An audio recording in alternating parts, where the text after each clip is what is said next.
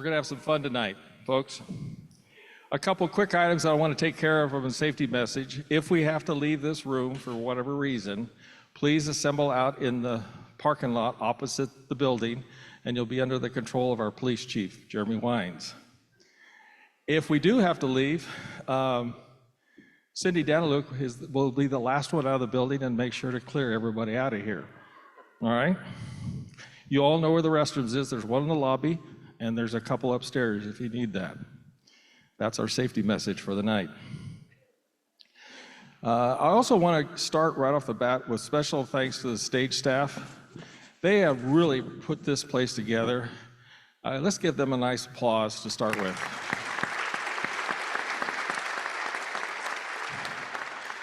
I was here Saturday night for the Exchange Club talent show, and I was in shock. It was really well done. The kids were great. The whole thing worked really well, so they need to know that they're doing a wonderful job. May I first introduce our Oroville City Council members at the stage tonight. Janet Goodson, Tracy Johnstone, Scott Thompson, and I'm looking around the corner, Eric Smith, and Sean Weber. Oh, thank you, I got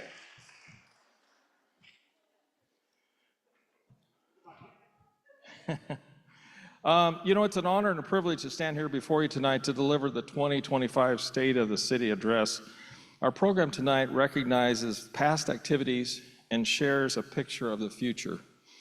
As we gather here, I'm filled with gratitude, pride, tremendous optimism for the future of our beloved Oroville. First and foremost, though, I want to recognize the heart of our city, our incredible community service clubs. Oroville Service Clubs, through their tireless dedication, have helped build a stronger, more connected Oroville. Those presentations to each will follow later in tonight's program. But they have all stepped up to address the needs of our neighbors, create opportunities for our youth, lift the spirits of our entire community. Thank you all for what you do. In that same spirit of recognition, we are proud to honor those individuals and organizations who have received community awards this past year. These awards reflect a commitment to excellence, compassion, and civic pride. To every honoree, whether you are a community volunteer, a business leader, a first responder, or just a young student achieving great things, you embody the very best of Oroville, and we applaud you all. I'm being short, so hold on. I also want to make a moment to highlight the incredible work being done every day by our city staff and department services, our public works team, our dedicated police and fire departments, our parks and recreation professionals, our city planners, our administrative staff. Each of you keep Oroville running smoothly and moving forward. Your commitment to service and innovation ensures that Oroville remains a safe, welcoming, and vibrant place to live, work, and raise a family. As we look ahead, I'm excited about the promise of future prosperity and community growth. Oroville is on the cusp of new opportunities, from realizing our downtown to investing in infrastructure, supporting small businesses, expanding recreational amenities. We are attracting new industries, strengthening our educational partnerships, and fostering a climate where both families and entrepreneurs can thrive. But growth is just not about buildings or bigger budgets. It's about nurturing the spirit of Oroville, a community where neighbors know each other, where service is a way of life, and where every voice matters. Now I better get back to the business of our meeting tonight. This is actually a special meeting of our city council. It's the only way we can all meet here together. So, as of April 29th, 2025, I call to order the special meeting of the Oroville City Council. I don't have my gavel, so I'm gavel-less here, but there we go. Can we have roll call, please? Yes. I do want to note for the record, Councilmember Reynolds absent, Councilmember Weber, Councilmember Thompson, Councilmember Johnstone. Yes. Yeah. Yes, I am. I'm skipping around. I'm sorry. Councilmember Goodson, Here. Vice Mayor Smith, Mayor Pittman. Here. Thank you. Thank you. Whether you do it or not, you are now attending an official Orrville City Council meeting. For those of you that haven't been to one meeting, you are now here. Roll call is completed. Now I have a special presentation here. I'd like to welcome the new president of the Future Farmers of America, California, Lily Vaughn, up to the stage to lead us in the Pledge of Allegiance.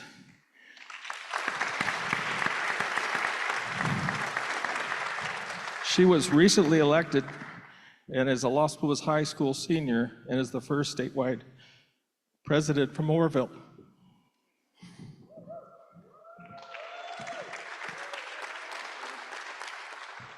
Thank you so much. It's an honor to be with you here tonight. Please stand for the Pledge of Allegiance. Stand, salute, pledge.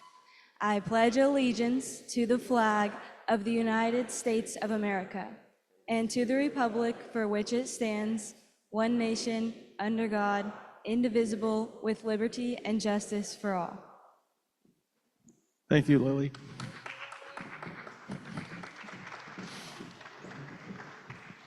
That was real special. I was happy that she was able to come. Now we kind of get up to our Master of Ceremonies for the night, Mr. Jim Mall.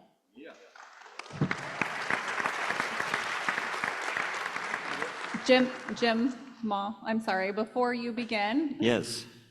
sorry, it's Kayla over here. Before you begin, we do have one submitted speaker card for public comment. So if I may, we do have one, Bill Spear.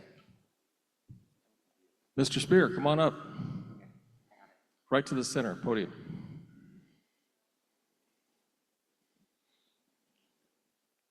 Mr. Mayor, Vice Mayor, City Council, I'd like to open us up in prayer and a verse. Verse of the day is, for the earth will be filled with the knowledge of the glory of the Lord as the water covers the sea. What an awesome verse for today. So if you'll join me in prayer.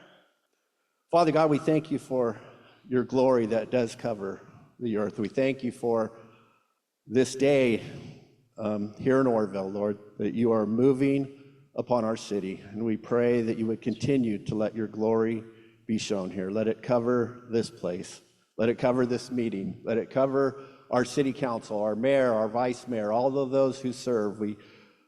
As we acknowledge the service groups and all of the great work that they do, and we just pray that you would continue to use them to make a difference. Continue to use us all as we work together. We thank you for all of our city staff that are hard at work every day, making our city a better place. We pray your supernatural provision for our city, your supernatural protection. We pray an anointing upon our city, that we would be a city on a hill, a light on a shelf, that you would move. We pray for the church, Lord, as the churches come together to answer the call, to make it a better place, to advance your kingdom and your will and your plans. And so this evening we say, our Father that art in heaven, hallowed be your name be lifted up and holy and sanctified.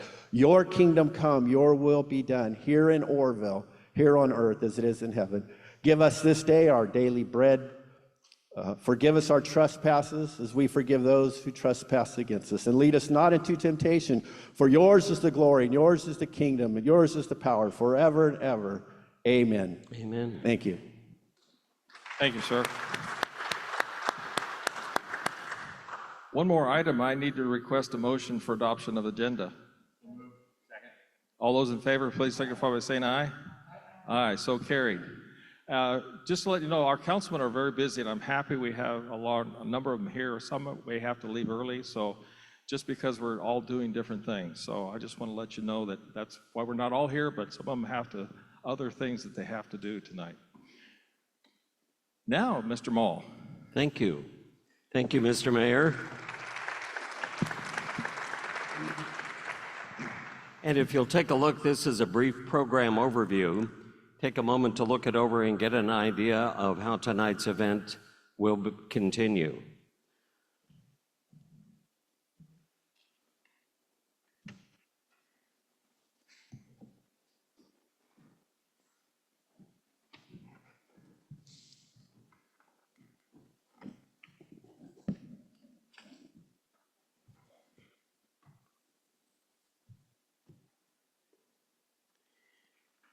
The Samuel J. Norris Award for Excellence is named after Samuel Sam Norris, who was a civil engineer who arrived in Oroville in 1903 with his wife and 3 children.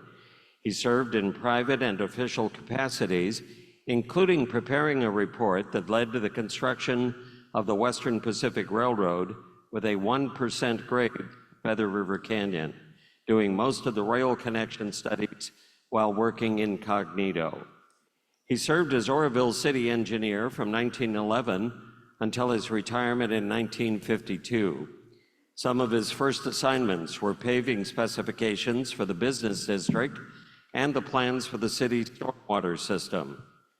Nominees for this award are individuals who have improved the quality of life in the city of Oroville, contributed significant community service, provided positive leadership to the community, and/or have significant achievements in life that inspired others to improve our community.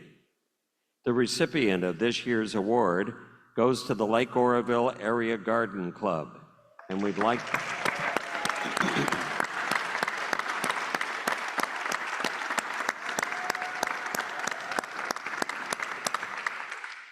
like to invite representatives from the Garden Club to come up and accept the plaque and say a few words.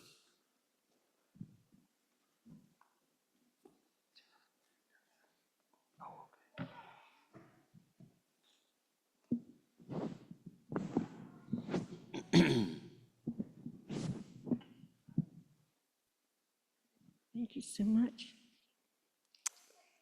Well, we're really excited to be here tonight, and it's an honor to receive this award. My name's Galen Trump, and this is Linda Oslin, and we have someone else, Brian Williams. And we would like to just let you know that the city of Oroville has been so good to us in letting us start different projects.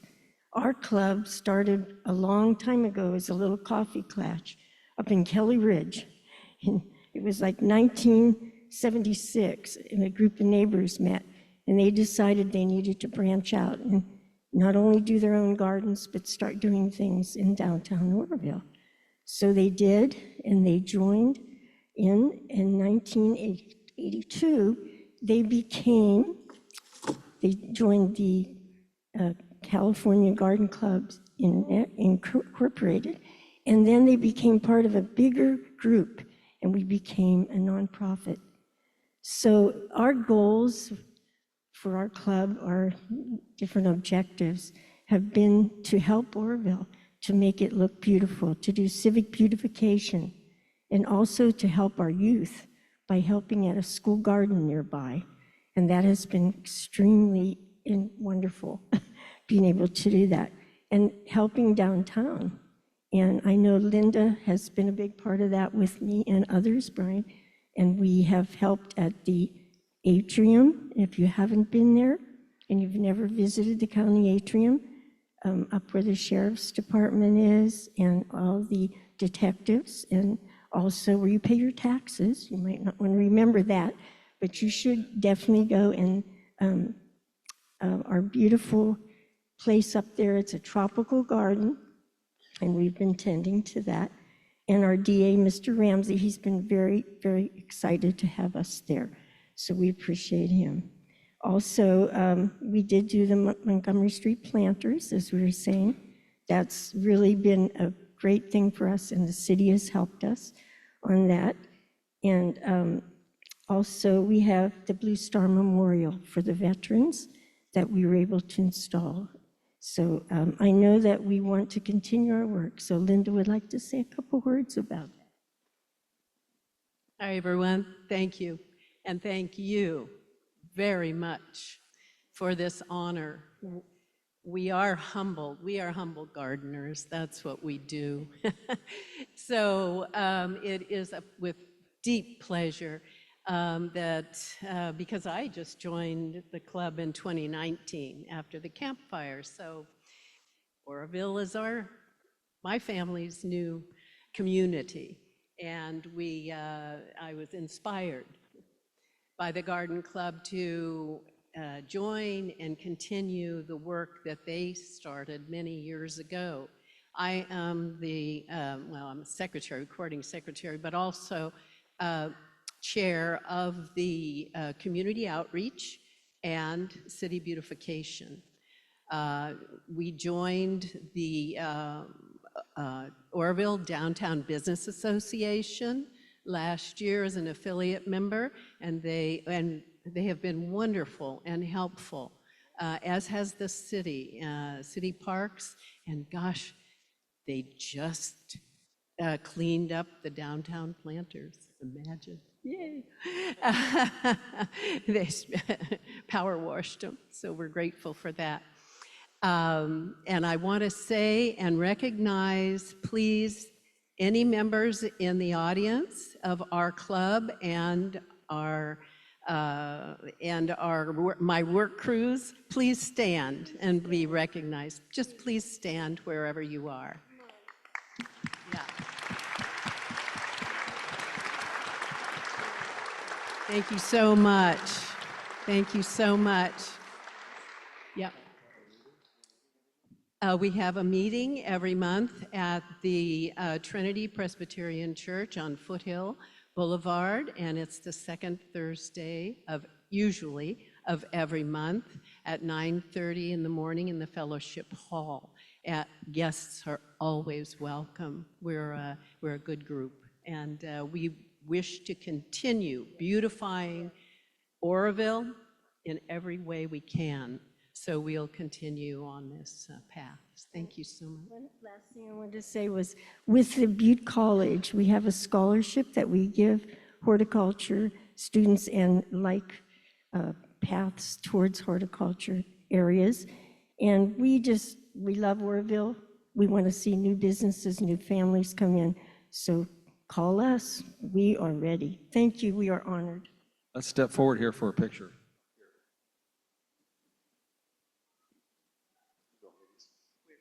Right here, there's photographers right out there. Oh, I can't see. Yeah. All right, thank you. There you go. You bet. Very nice. All right.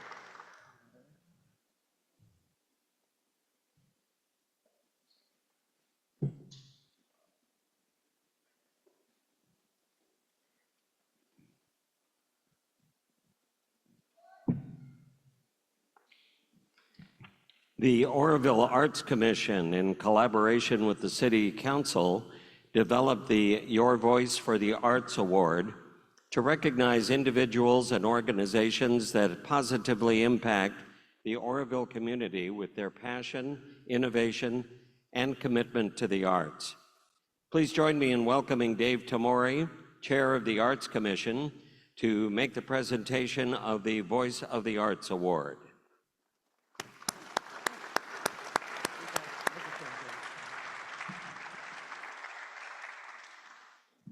Hi, I'd like to have the other commissioners come up and join me, and while they're coming up, we always have two awards, one for a individual, and the other one is for a organization. So today as they're coming up, recognizing Stage, this very place that we are holding this event.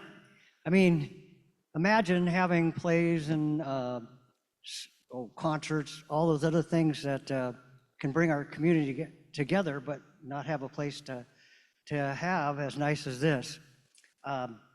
So Commissioner Johnstone and I, we're going to do the first presentation to the group or organization, and we have a representative from Stage coming up, Warren.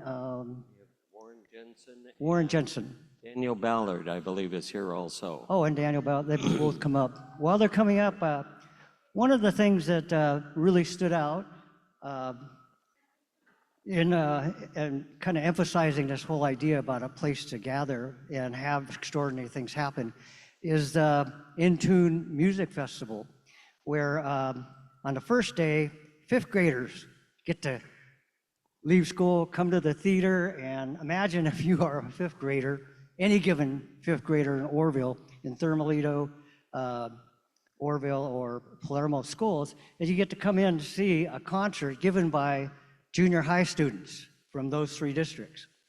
And then imagine, as you're watching this, each one of those bands, as they perform, they would say, hey, how many of you guys are beginning students?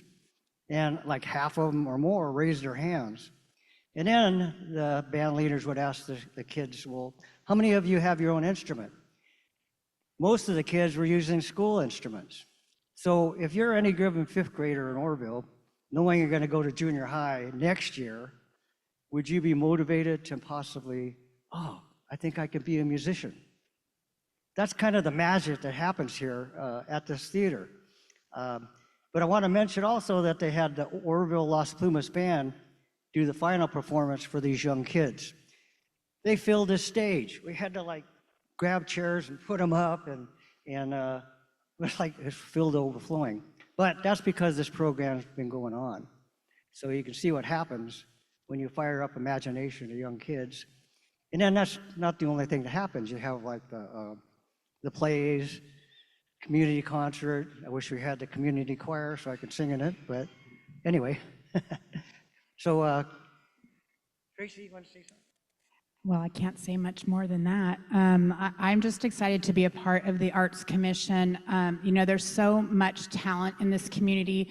There's just so much growth that can be had from the arts in this community, from the young ones to, you know, up to ones that have been here for many, many years. And so being a part of the Arts Commission and being able to award awards and recognize people in our community is a true joy for me. And I am just really, really happy to be a part of presenting the award. And I just want to say congratulations to you. There's many, many different organizations and many, many different individuals that all deserve to be recognized, and so being just a small part of that is brings a lot of joy to me. So congratulations. On behalf of the City of Orrville and the Orrville Arts Commission, we'd like to present this award to the Theater Arts Guild for this year's recipients. How about a standing applause, just because, you know, you might get tired of sitting there. Standing applause, please.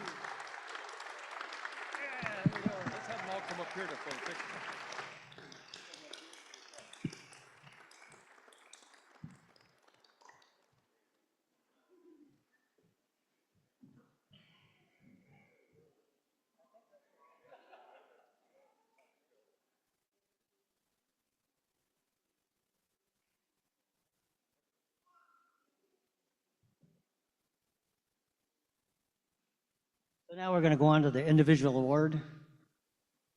And we'll have Commissioner Rayon and Krantz do that.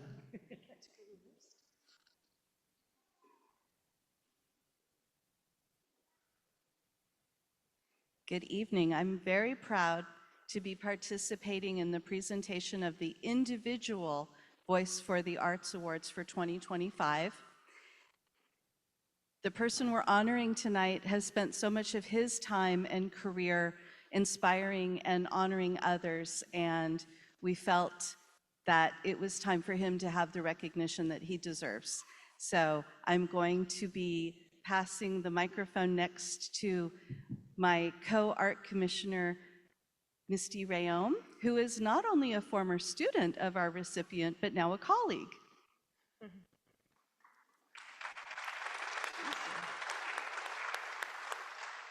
So when we were looking at who to nominate for this award, I thought, oh, of course, Mr. Tamori has had this already.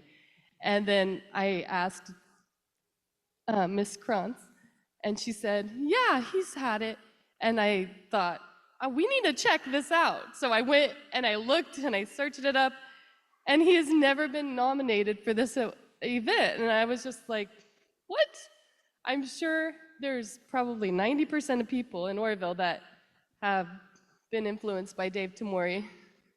I still have students now tell me that he's their favorite teacher. So I do because I want to be the best teacher I can be, so I'll have them write about their favorite teacher. And so he's done art clubs for Golden Hills, and they write, Mr. Tamori. And I think, what? He's still influencing people even 15 years after he's retired from Oroville High School. So he started teaching Oroville High School before I was born. So that was 1973, way before I was born. And he didn't, I'm sorry. He didn't stop teaching till all my kids were born.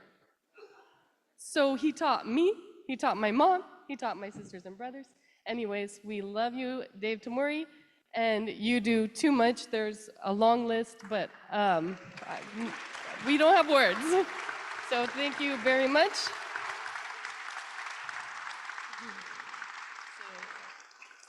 So on behalf of the City of Oroville Arts Commission, we are proud to present the 2025 Individual Voice of the Arts Award to Mr. David Tamori.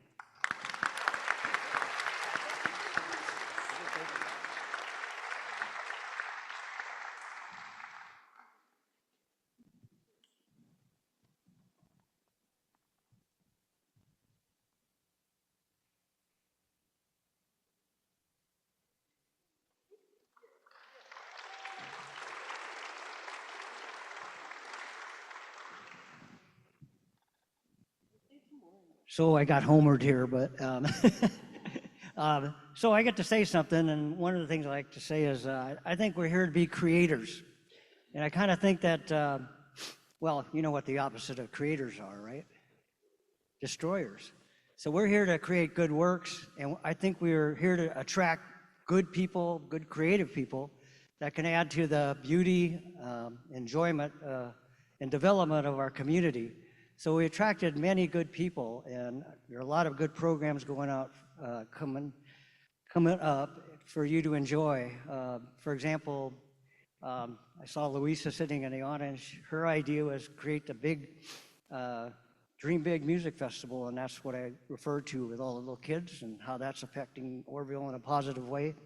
And then, of course, we're doing the nature wall up the hill that if any of you want to be part of, come down to the Artist Rivertown studio on Saturday, and you can kind of put some pieces in.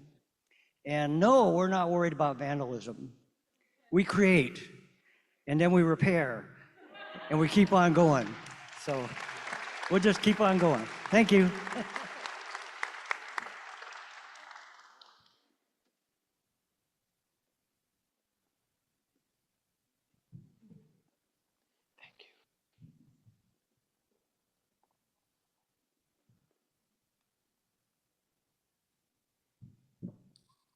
Please join me in welcoming Warren Jensen, Daniel Ballard, and Natalie Sherrod to the stage to present the second Historic Preservation Award.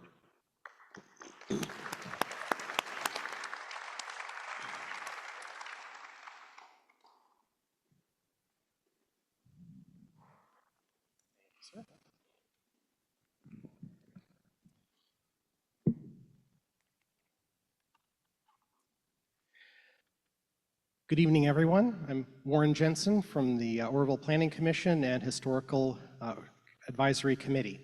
I'm pleased to introduce the 2025 Oroville Historic Preservation Awards. This is the second year that the City of Oroville has offered these awards. They're awarded to properties of historical significance where the current owners or caretakers have taken great effort to renovate and restore these spaces in a way that captures and preserves significant historical features and amenities.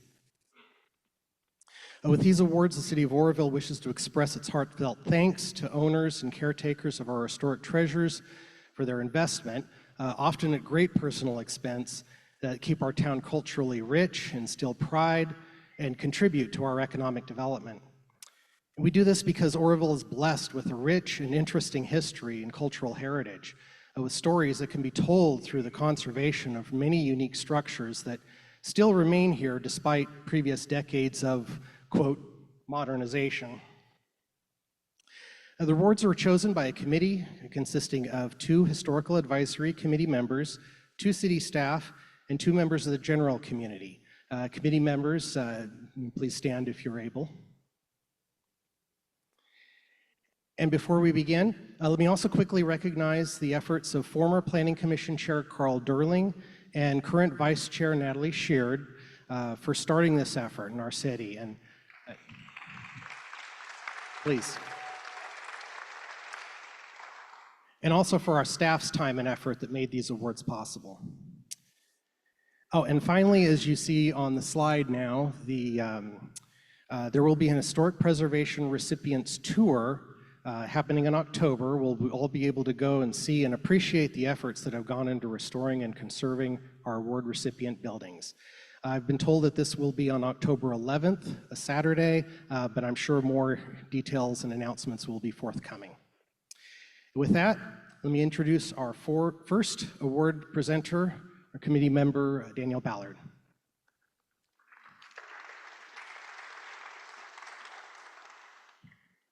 Hello, everybody. Thank you. I am presenting for the Washington Block, Oroville's oldest historic commercial building. And I just want to give you guys a general history. The Washington Block was completed in September 1856. And we also have, oh, I shouldn't mention that, sorry. There were also a few names involved in the building's original construction: Myers and Ritchie, and Downer and Garlow. On November 7th, 1856, Hunt and Company opened the Bank Exchange Saloon with Joe Buckman as the bartender. And this saloon was in the basement of the Washington Block. The Butte Record said, quote, "We are pleased to see our old friend Joe Buckman behind the bar. The proprietors are exceedingly fortunate to have secured his valuable services," which I'm guessing meant he had a heavy pour. On October 18th, 1878, a second floor was added by Samuel Ostrowski, the, quote, "merchant prince." These were mainly offices for doctors and lawyers. And of course, the Washington Block was named in honor of US President George Washington, who did have a few descendants who made their way out to Oroville and Bidwell's Bar during the gold rush. So this structure is already on the National Register of Historic Places. And you can see it once had a 2-story portico, as many buildings did, and the Pierces have made their way through it. On the corner portion is kind of what the building originally looked like, with the brick arches. And yeah, so now I'd like to invite the owners, Lori and Sean Pierce, up here to accept this award.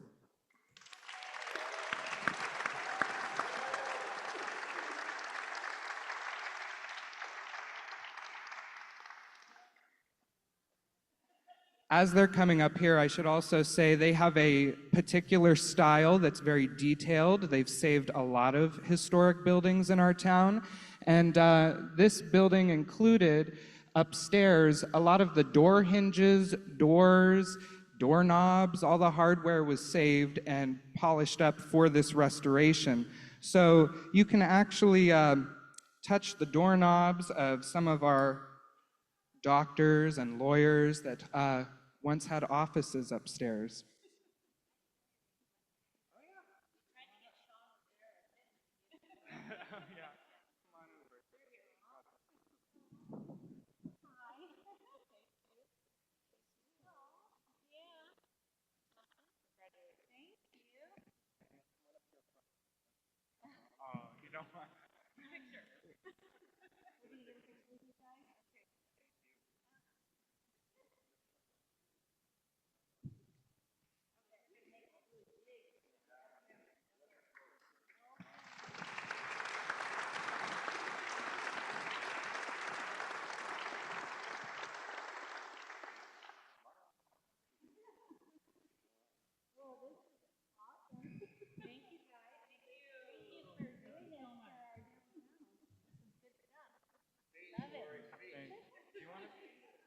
No, okay.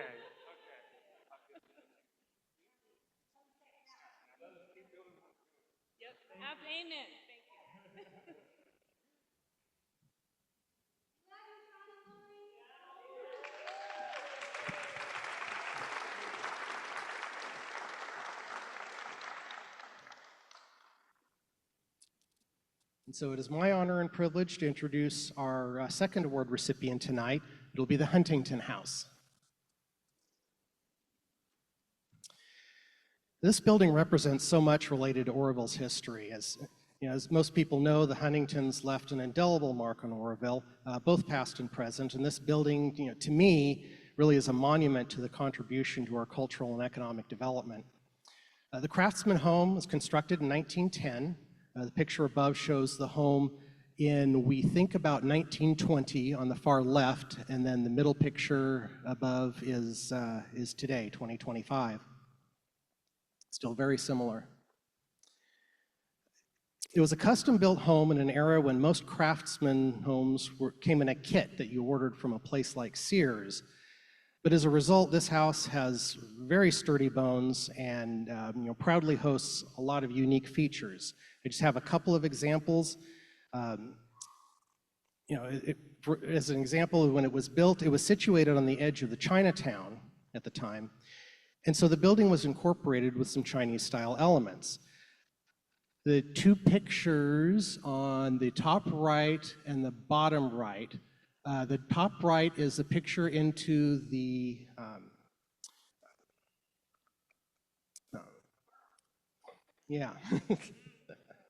the parlor. Thank you.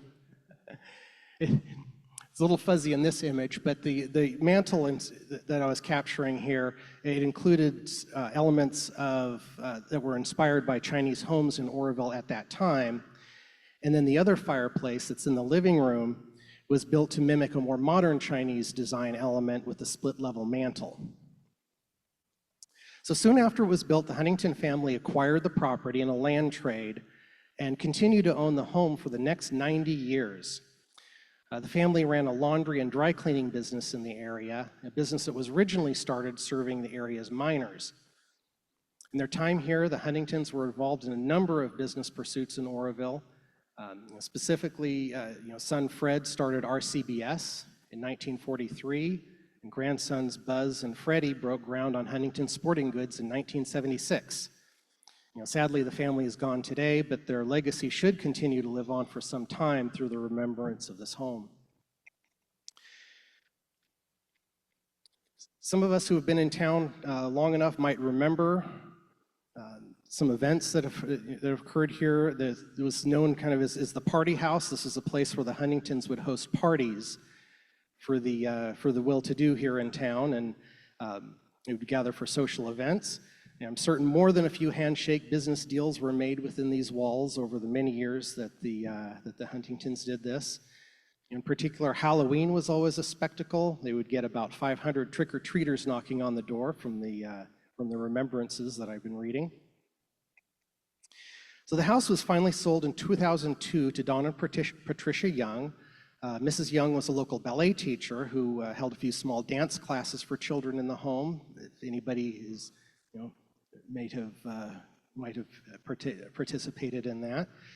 During both her and the Huntingtons' later tenure, the home had a large and famous dollhouse on the second floor. Again, longer-term residents might remember seeing that lit up in the window. The Youngs also worked to preserve the building's historic character with period wainscoting, wallpaper, custom molding, and paint elements, some of which were seen in the interior photos above. The home sold again in 2016 to Susanna Wedgwood of the Wedgwood China family. During her tenure, Ms. Wedgwood had the floors restored, including the beautiful and elaborate inlay work, part of which can be seen in the parlor picture on the top right at the bottom of the photo. Those inlays are preserved throughout the house. They're beautiful. Today, the home remains in trust to Ms. Wedgwood's son, and its resident and caretaker is Jack O'Shea. And Jack, if you are here today, if you could come forward, we have your award, to whom I have the honor to present.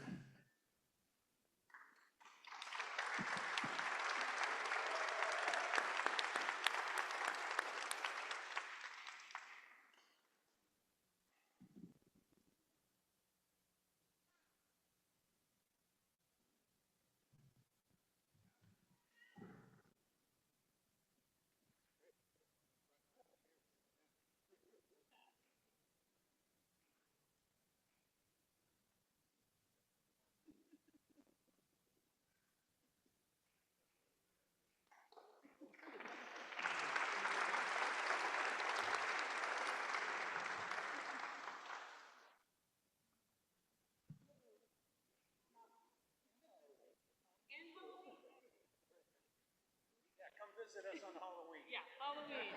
Get some candy. The final building to receive a recognition award tonight is the Clark Building. It's the second oldest commercial building downtown. The Washington Building was the first oldest. We think the Clark Building opened just a couple months after the Washington Building. All of downtown started during the gold rush, and there would have been tents with vendors selling their goods and services. And then in around the 1850s, they would have built wood structures. And we know that by 1856, which that's wrong on there, sorry, it wasn't built in 46. In 1856, the Clark Building was rebuilt from wood into fireproof brick for a safe building. And as you go through the newspapers, you can see that the business in the Clark Building, which was the J.W. Clark and Brothers grocery store, it was the place to go for those who wanted to purchase groceries and hardware in a safe, new fireproof brick building. And as you read the advertisements all the way to the 1860s, it says that all orders were promptly attended to and the goods were delivered free of charge in, and it says again, a fireproof, safe brick building. The insurance maps show that there was a butcher shop in the downstairs and then a port packing facility behind that. And we also know that in 1866, the Excelsior Debating Society met upstairs. By 1931, Damon's Sports was there, and you can see in the photo of the Union Fire in 1944 that Damon's Sports was still there. After the fire, Damon's Sports moved across the street and the Burton Shoe Store moved in. And you can see in the parade photo, the Burton Shoe Store looking just pretty much like it does today. The arches are still there, they're just covered, and then they put in the glass block. This building had been in a state of deterioration for many years until 2024, when the Garcia family purchased it with the goal of restoring it completely and bringing it back to life. They restored the 4 apartments upstairs and the 2 retail spaces below that now have businesses in them. It's incredible to me how important this is and how hard it is to quantify when buildings like the Washington Building and the Clark Building are restored, and they are homes for our residents and their offices, and they host businesses that are open.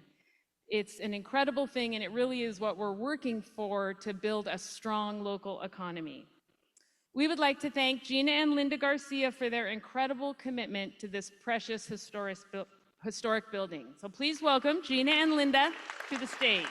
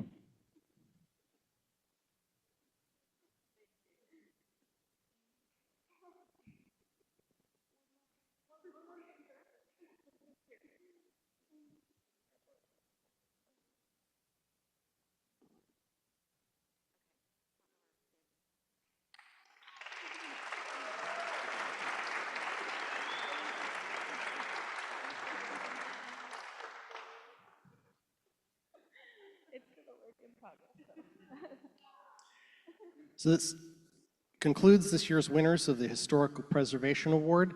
Please help me thank our sponsor, Oroville Hospital, and owners and stewards of these significant buildings and their contributions to the preservation of our history.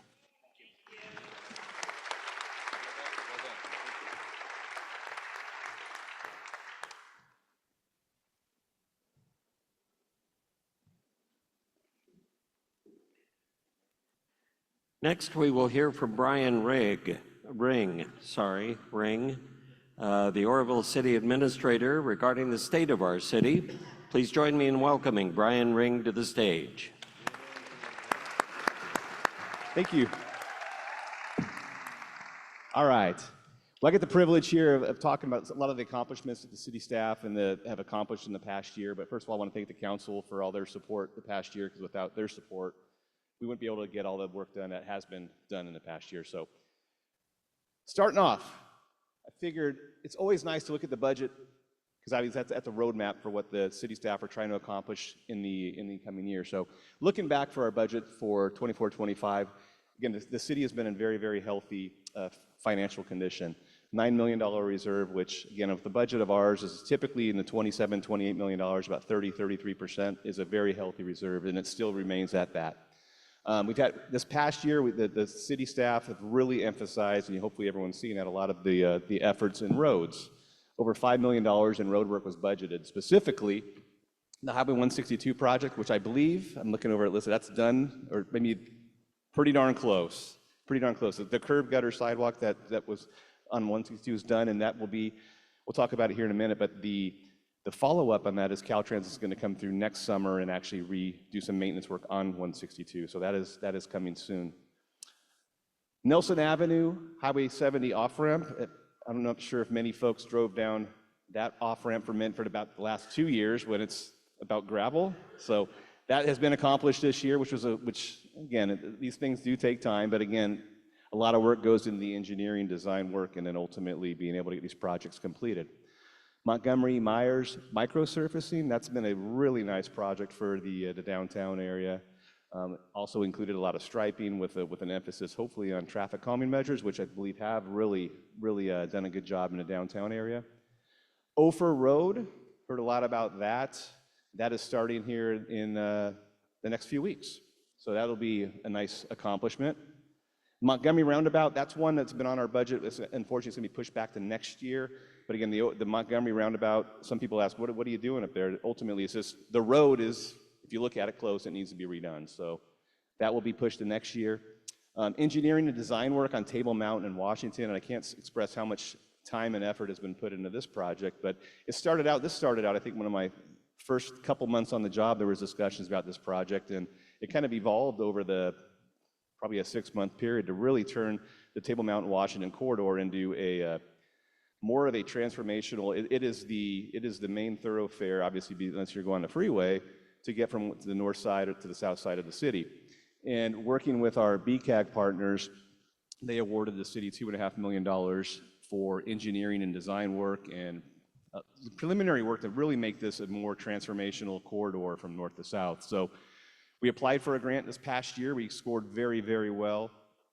Unfortunately, the funding wasn't quite there, but we're going to apply again in the next 12 months. So it is definitely a goal of ours. It's probably a $30 million project overall. So again, we need to secure some grant funding to help us with that. And then we had over $500,000 included in the budget for a lot of other repair work, mastic and potholes, and this your typical road maintenance work. In addition, we implemented the first full year of the compensation study. Doesn't seem like it's a huge deal, but it is a big deal. In order to retain and attract good quality workers in the city, we have to be competitive with all of our neighboring jurisdictions, and that was the first full year this year of implementing that compensation study. Also, it funded over $1 million in capital asset needs for police, fire, sewer, streets, mechanics, and also we put away $500,000 for future needs, because we're definitely trying to think about what can we do now to better position ourselves for the future financially. A few other things that were in the budget: funding for the new corporation yard infill work at Cal Oak site. The council approved a contract, I think 2 meetings ago for that, so that ball is rolling. Funding for the completion of Hewitt Park. That actually went to the council in the past few weeks, and that project is running. We're going to have, I believe, a groundbreaking ceremony here in the middle of May, so I know a lot of folks are looking forward to Hewitt Park being redone. The funding for the lot home, and that is actually in progress right now, so that'll be completed by the end of this fiscal year. We've also really made a big effort this year to try to partner with our local, our state and our federal lobbyists, actually partner with our delegation by having these lobbyists on, I don't want to say on staff, but at the city's,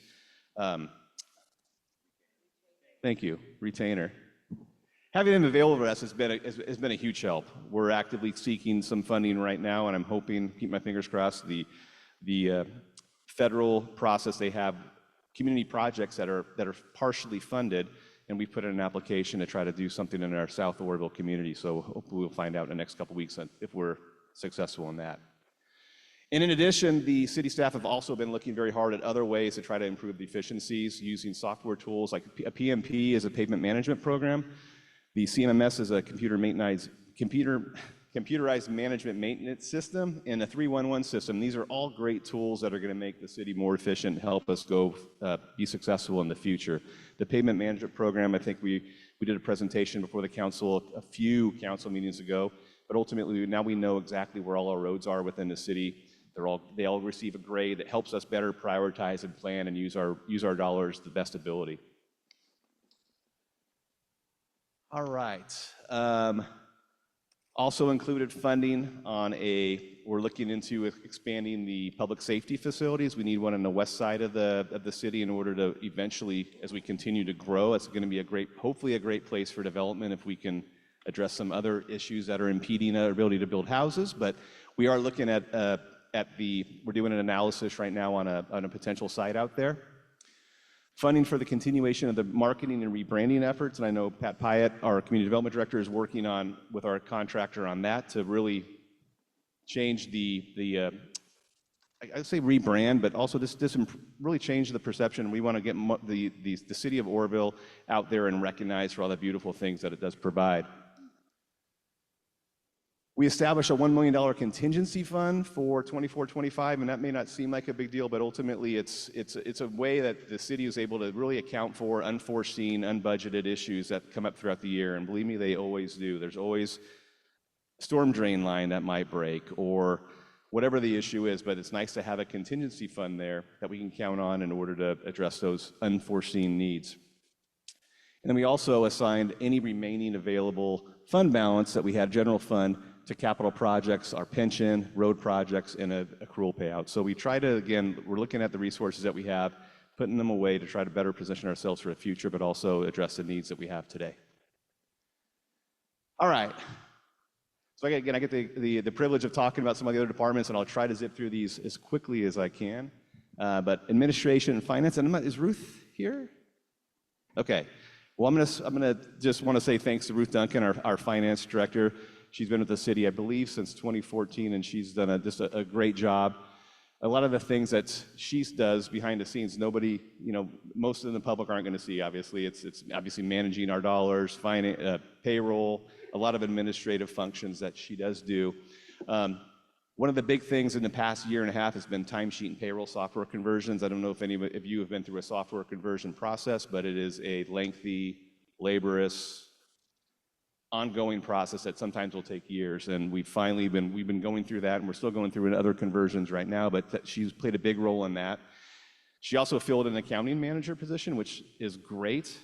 Obviously, we want to think about succession in our future, and she was able to find a great candidate, and he's doing a wonderful job for the city.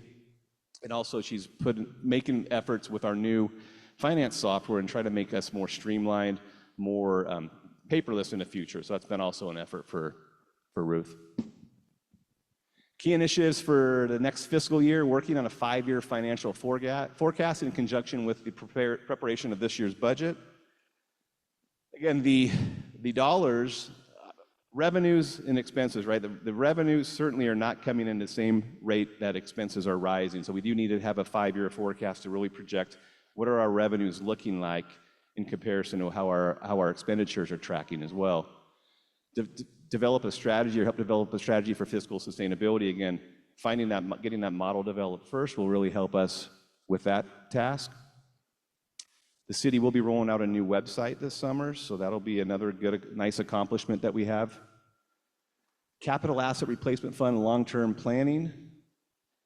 This is a project that our interim public works director was really working hard on recently, was identifying all of the capital projects that the city has in its queue, kind of like looking at our roads, right? We have to understand what our road needs are. We also have to understand what our capital project needs are.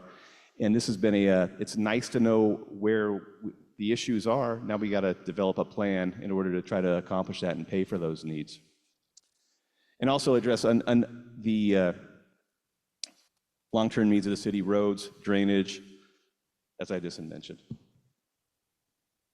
All right, Business and Assistance in Housing, Amy Bergstrand over there is our department head. Thank you, Amy.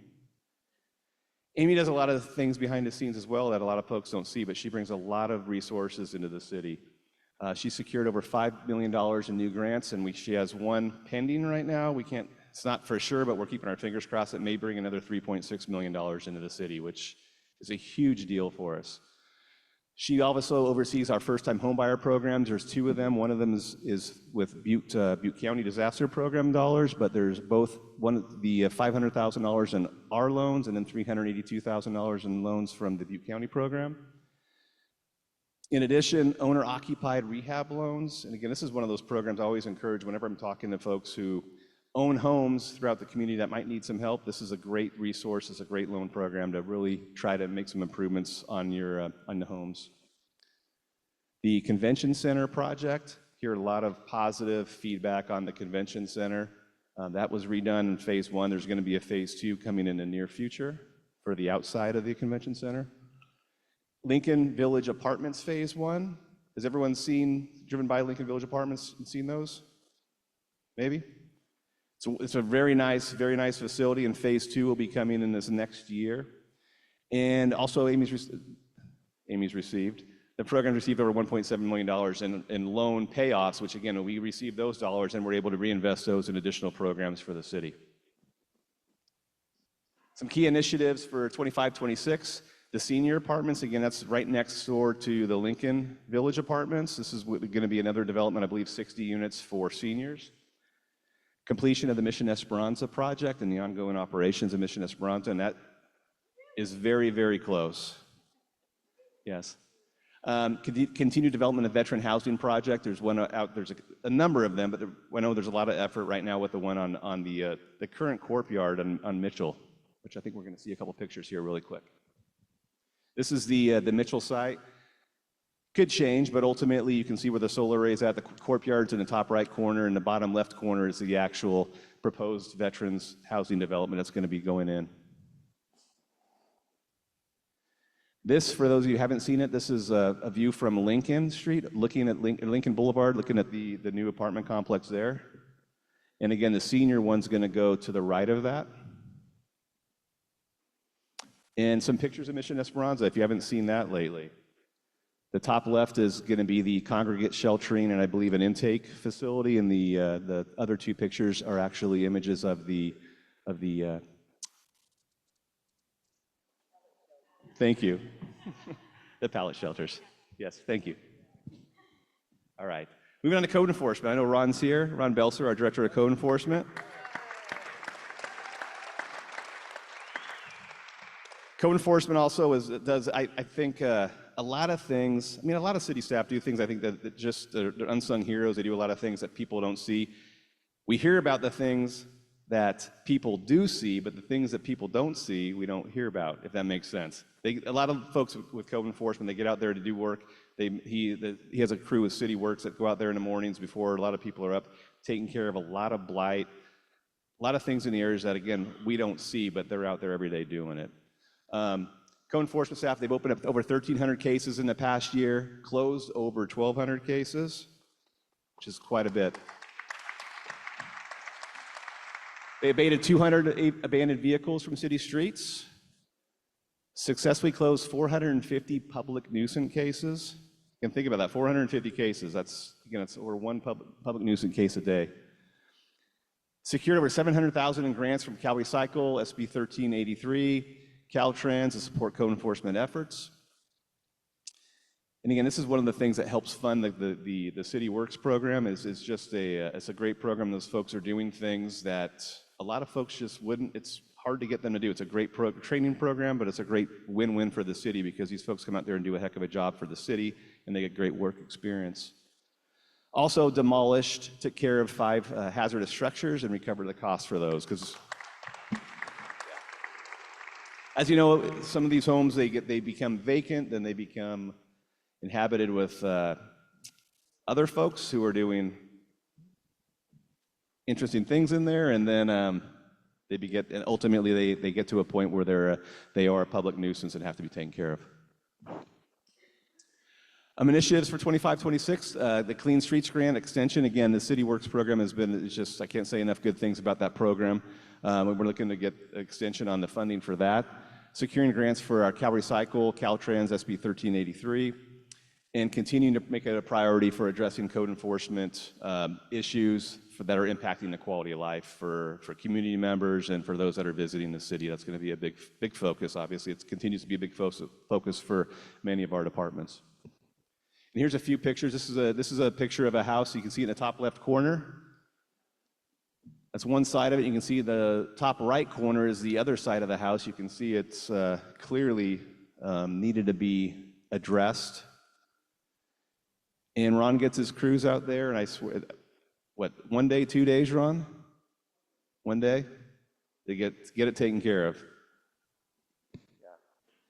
Here's a couple other things. Again, there's a ton of graffiti cases that are opened up, and again, it's things that we don't see oftentimes. Again, we will see graffiti, but they're out there addressing it a lot of times before it's even reported. And this is a picture of the bridge just east of the Montgomery Street roundabout, that the City Works crew is out there just repainting the curb and repainting the bridge and beautifying it about 2 or 3 months ago. They did a really nice job.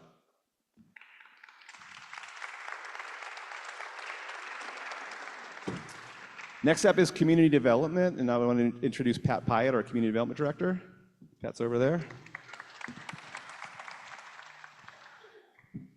And Pat rolled out Civics 101 this past year. I know a lot of folks in this room were able to participate in that, and it was a great program where various department leaders came and presented and talked about the programs and the processes of local government. I thought it was a very enlightening program for a lot of folks in the community. We're looking at doing something similar again next year, but it was a really good program. Tyler Energov, again, this is another one of our software implementations that his department has been working on. Administering and applying various city code updates. Again, working with the marketing firm that we've been talking about for rebranding, and also he's working with the 311 program. And I'll touch really quickly, the 311 program, what we're hoping, and that's going to be rolling out here hopefully in the next month, 6 weeks. Couple months. 311, it's going to be a great program. The obvious things that I see it being used for that I'm sure we'll get a lot of hits on is, again, this is not to report urgent police activities, criminal activities. It's really to report and get a process in place for staff. Or potholes will be a big thing, and I think spray painting will be another big thing. But ultimately, it's a way for you folks, if you see something in the community that city staff need to be aware about, you can report it, you'll get responses back, it'll get into our work queue, and it'll be a great way for anyone to report things that city staff need to be aware of. So that'll be rolling out here in the next couple of months. Our fire department. Actually, this is not the fire department. This is the key initiative for 25-26 for planning and development. Web-based development guide implementation. This has been a program that Pat and his team have been working on. It's going to be a great program for those that want to do any sort of a project. So you can come into the city hall, and it'll be a software program that'll walk you through it. Building is very complicated, and having a tool like this will really make it simpler for other folks. Continue to pursue residential and commercial development. It's a big deal. We talk about it all the time. Housing, commercial properties, jobs. It's kind of the chicken and the egg, but it's something we're working hard on attracting both. A South Side revitalization plan implementation. Working with the ODBA to really find better ways and more strategic ways to fill the vacant buildings that are in the downtown corridor. And finding the right businesses that we think are going to be there that complement each other and that are going to be there for the long haul. We've been working on developing and implementing an annexation plan. That'll be coming to the council probably in the next couple of months. There's been a lot of discussions on what makes the most sense for the city, so we'll be getting some council input and direction on that. Continue exploration of the mitigating impacts that negatively affect development. And this is one we're working really strongly with our state lobbyists at. Just being able to build homes, there can be hurdles, and ultimately we're trying to figure out ways to work with our lobbyists to hopefully change some regulations out there that really impact and impede the ability for developers to develop in a cost-effective manner. Pat's been working hard on really trying to establish Oroville as a hub for alternative energy. He's got a lot of things in the hopper on that with regards to bringing potential businesses to the area, and also always looking at ways to streamline just the overall permitting process. Now we're to fire. Chief Tens is here back there in the corner. There's Chief.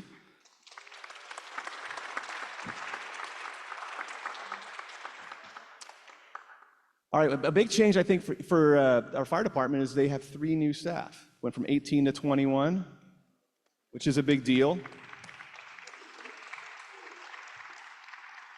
So implementing that has been it's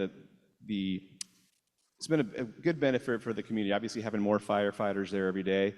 I know they've been doing a lot of things now that I don't think they've had time to do in the past, but one thing that he's been really focusing on is getting out and working with businesses and talking to businesses and doing inspections at local businesses to try to educate them on fire safe practices, but also just to get to know business owners and get to know the community and get to know each business property. So in case there is an emergency, they know how to, if there's any issues, go into that property. So going from 18 to 21 is a big benefit for the city. Future growth, initiate planning for the second fire station that I talked about. The chief has been working with us closely on that. Yep, hopefully. Pre-planning and life safety inspections for businesses I just mentioned, just touched on here to enhance fire preparedness and safety. Priority dispatching, optimize emergency call handling within the city limits, making sure if 911 is called, being able to prioritize where true emergencies are versus potential transport issues that are not really non-emergency. New equipment, added a rescue support vehicle to strengthen their operations. Here's a few pictures just of the equipment.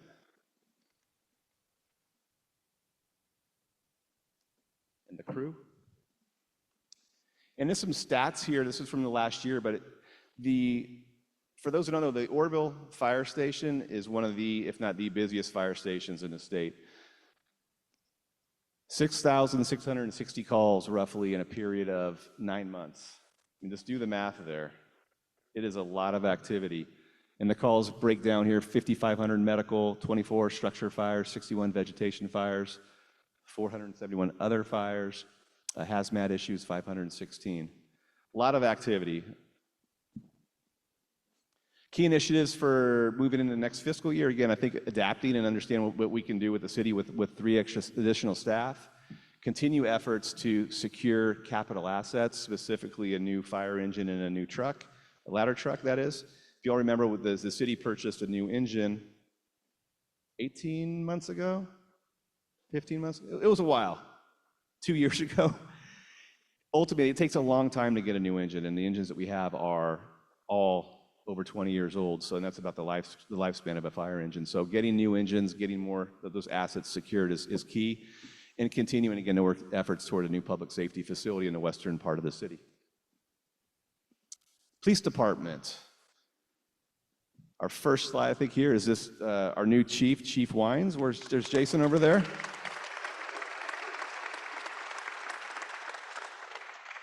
I've had the pleasure of working with Jason for many, many years when we both worked for the county, and I can't express how excited I am to have him working in the city. He's been working very hard, just looking at things with a different lens, and sometimes that's really just a great thing. We'll talk about a few of the things that he has been implementing, but the automated license plate reading camera network that's been installed throughout the city has been a huge help. It is something that you don't even realize, but when there's criminal activity now, when these cars are trying to get away, just about every corner, or many of the corners, these cameras are there, and it really helps law enforcement be able to get back and detain these folks. They've really made an effort on social media presence, and not just when something bad happens, but really being more proactive and pushing out positive messages about what the great things that the police department is accomplishing. We've installed in-car patrol vehicle cameras.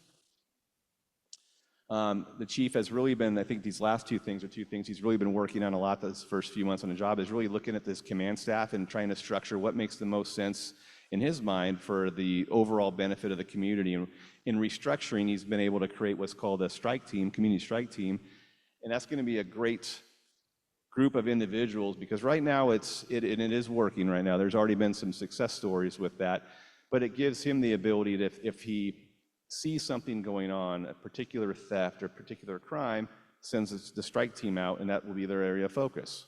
Maybe they're speeding somewhere, even you can use them for that. But ultimately, then you have your other team that are doing their traditional patrol. So getting more people on the streets, more cops on the streets, even we'll talk in a minute about them walking the streets, but more presence, being out there and doing everything they possibly can to be out there.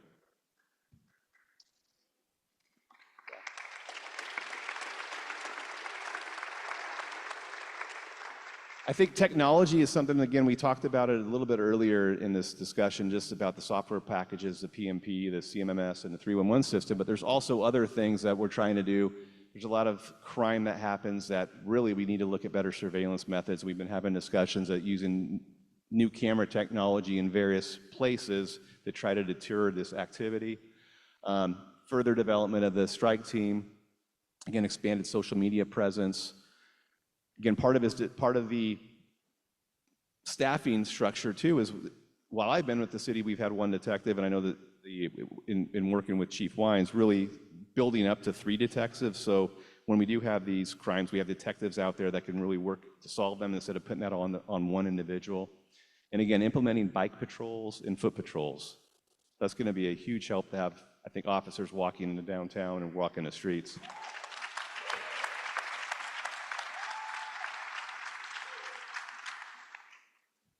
And last but not least, Public Works.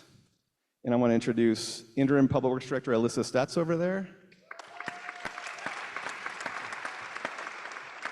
And Alyssa is phenomenal. She's been with us almost, not even quite a year yet, almost a year, I believe. But we were able to steal Alyssa essentially from DWR, but she's just been doing a great job. She's one of 2 city engineers that the city has now. 2 licensed engineers, which is something that the city hasn't had in quite some time. So it's given us the ability to get a lot more, hopefully get a lot more horsepower to get stuff done. And she's just been great to work with. I'm going to go through these pretty quick because it's a long list and I had to cut this down. But it goes to show, I think, there is just a lot going on in this community.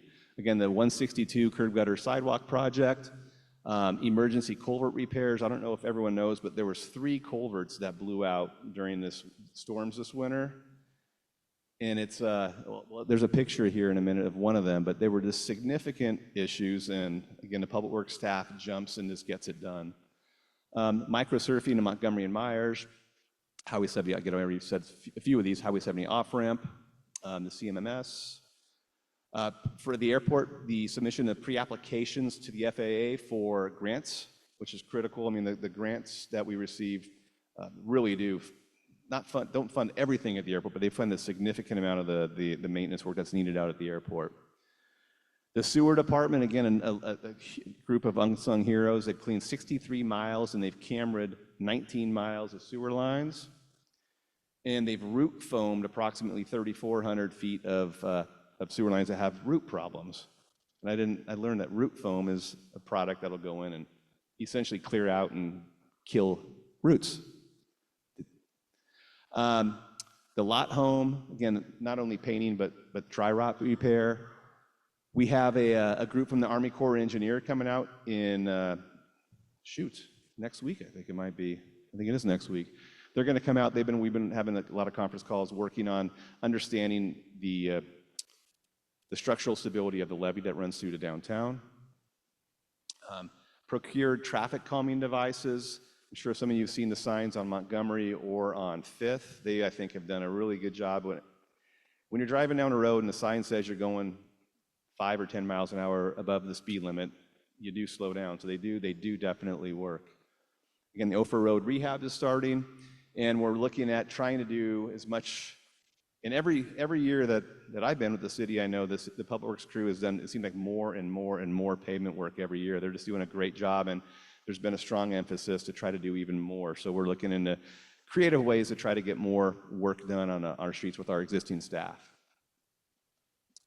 Initiatives for 25-26. Again, what I just talked about, kind of really looking at our pavement management program. Fog, fats, oils, and grease. Sounds exciting, right? But it's a necessary requirement from the State Water Resource Control Board. Has to do with really educating the public and businesses on what they put down the drain. Preliminary engineering for the, again, the Table Mountain Washington corridor. Again, we received the $2.5 million from BCAG, and this is going to be this will really hopefully better position us in the future to apply for that big dollar grant that we really need to get that project done. Pursue funding for citywide master drainage plan. I think we all know that when we get these big storms, there's drainage issues popping up all over the city. Continue coordination, speaking of one drainage issue with the builders over at Riverbend Apartments. We actually had a meeting on that today, and we're going to be getting that issue fixed by next winter. It'll happen to get repaired this summer. Coordinate with Caltrans on the 162, on their portion of the 162 project. Develop plans and specs to correct storm drain issues behind mugshots. This was another one that I think came to fruition for a lot of new staff this past winter, but I guess it's been a problem for quite some time. But when you have these big storms, it's something that has to be done.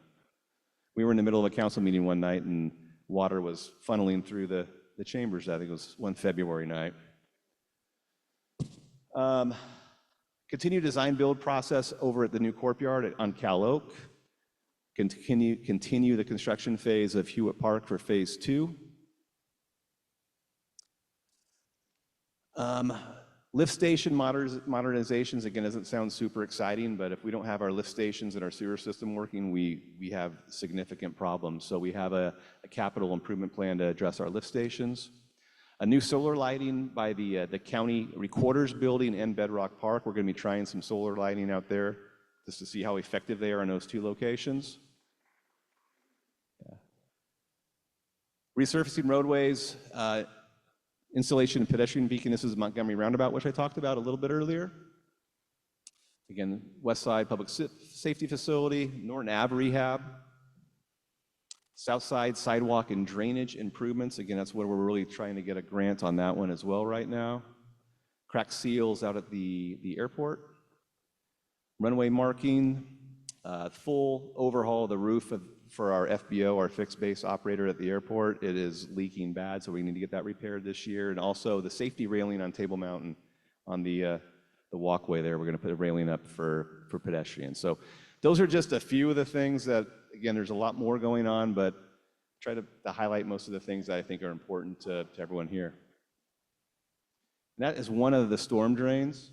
When you say a storm drain blows out, if you didn't see it, these are like significant infrastructure. Each one of these is probably a $50,000 or $60,000, maybe even $80,000 repair. And that's all I have. Thank you all very much. I appreciate it.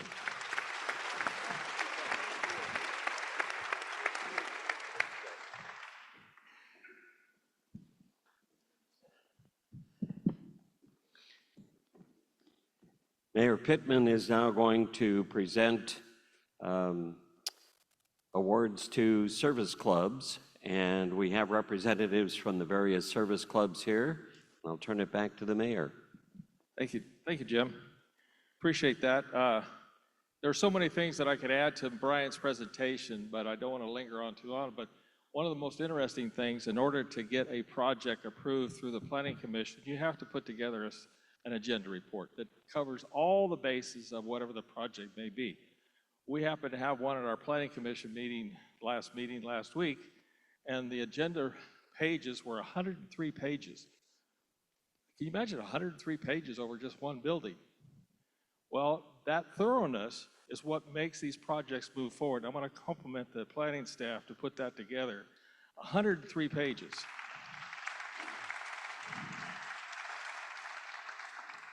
That staff report was approved by the Planning Commission. That's our new Chick-fil-A restaurant. One of the successes that happened in this business. I'm going to do the great honor of talking about the service clubs here. When I name your club, if you would just start moving up here as I talk about it, and stand up right here in the front, we'll get a picture of you and whoever comes to represent your club. The first one tonight is the Kiwanis Club of Oroville. They are here to support any Kiwanis. Come on up. Lori, I saw you back there. Don't hide. We believe that their success is paramount to the community's long-term success. If you'd like to learn more about their club, please be a guest at their next meeting and see how they make an impact on the youth of our community.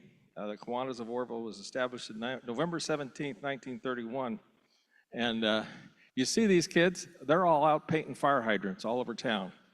And they, you got to give them a hand. Over 600 in the last few years, 600 fire hydrants. Oh yeah, and firefighter Tyler Woodward has been a huge volunteer in that effort. So I want to give Tyler a big attaboy. And this group has done so many things, especially Lori with the football stadium and all that activity. So that's another, yeah, that's the Oasis. That's another group. But I want to thank the Kiwanis for their time and effort here. Thank you. Mayor Pittman and council members, thank you for bringing the attention of the service clubs in our beautiful town, Oroville. So many people, if it wasn't for our service clubs, which you know, this town wouldn't be as special as it is. And I want to thank all of our businesses, because if it wasn't for the businesses in our town to give a drawing item or cash to donate towards our projects, we wouldn't be able to do it. So thank you, because service is important. Thank you, Lori. Can we get a picture?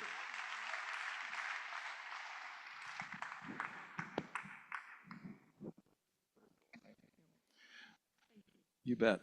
Next up is, the Rotary Club of Oroville. Rotary is a service-oriented organization. Rotarians, come on up. Now, all of them, come on up. They bring together people across the generations who wish to create lasting change in the world, in their communities, and in themselves. You notice the Bridge Project, which is Oroville Lights. That's an ongoing thing that celebrates the 100-year anniversary of Rotary in Oroville, and will be an endeavor that will probably highlight this community as a very exceptional place. So,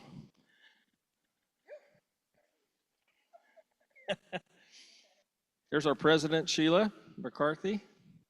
And come on up, step forward for the picture. Get them up. You go ahead, you got it. Yeah. Anybody want to say? I think you've covered it. Okay. Sheila's a president, a few words. Thank you. The next club is the Exchange Club. Any Exchange members, please come on up. The Exchange Club of Oroville is committed to support the community in any way possible. They are and have been involved in the Student of the Month, the year programs, the local high school programs, the Veterans Day Parade, the Feather Fiesta Days Parade. They also participate with the Secret Witness Program, national programs involving Americanism, community service, youth projects, and abuse prevention. Hi there. Come on up. Oh, let's get the certificate. Step forward, folks. Get up here and we'll get a good picture. There you go. Thank you all for coming tonight. Appreciate it. All right. You bet. I would like to actually take this opportunity to give a little plug-in, because Service Club, fraternal clubs, we have Native Sons, the Eagles, the Exchange Club pulling off a 3 nonprofit collaborative event this Saturday. And it's to kick off Feather Fiesta Day, so it also brings traffic into downtown Oroville. So everybody, if you haven't seen it, this Saturday, we have a rib cook-off, we have barbecue oysters, we have endless free games for the children.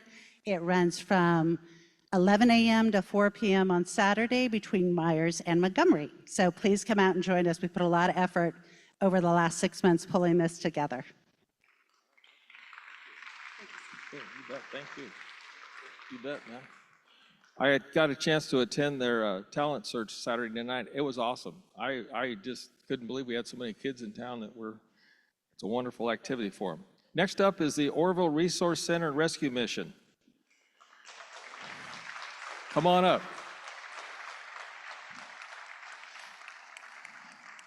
If think the Orville Research Center is a new name for them, if I remember, if I recall. And of course, they have Mission Esperanza, which is side by side to them. And they are going to be our transitional housing contractors for this activity. And, you know, you just can't say, these guys have been in business for decades in this community.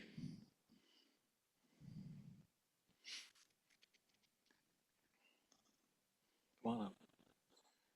Come on up here. Let's get up here in front here. Need you up here. This is where the picture is going to take up here.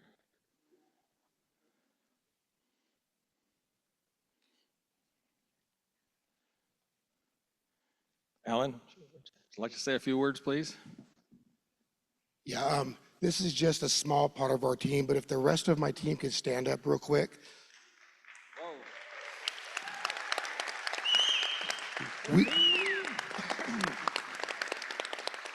Each and every one of us are honored to be able to work for the city and work along the city and to serve the city, to serve the community.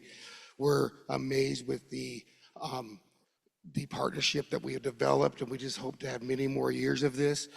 And yes, Esperanza is opening. I'm just going to keep saying next week until it happens. Thank you. All right, excellent. You bet, buddy. Get a picture? Oh, everybody gathers, get a picture. Annie, get up front here. We can't see you. All right. Thank you all. All right, very cool. Thank you all.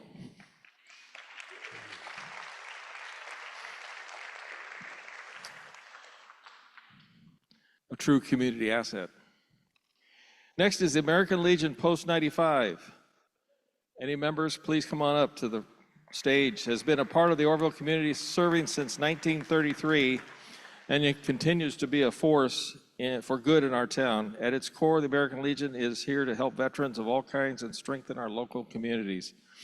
They are involved in Boys State, American Legion Baseball, Boy Scouts, Cub Scouts, and many fundraising activities in support of Butte County Veterans Memorial Park in downtown Orville.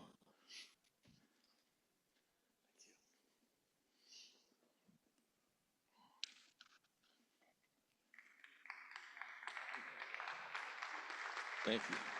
Thank you. Thank you. Who wants to talk? I'll talk. All right. Oh, 1930 something you said? That's what it said. Oh, our charter says 1919. Well, okay. All right. We do a lot of youth program stuff. Boys, Girls State. It's now Boys and Girls State that we do.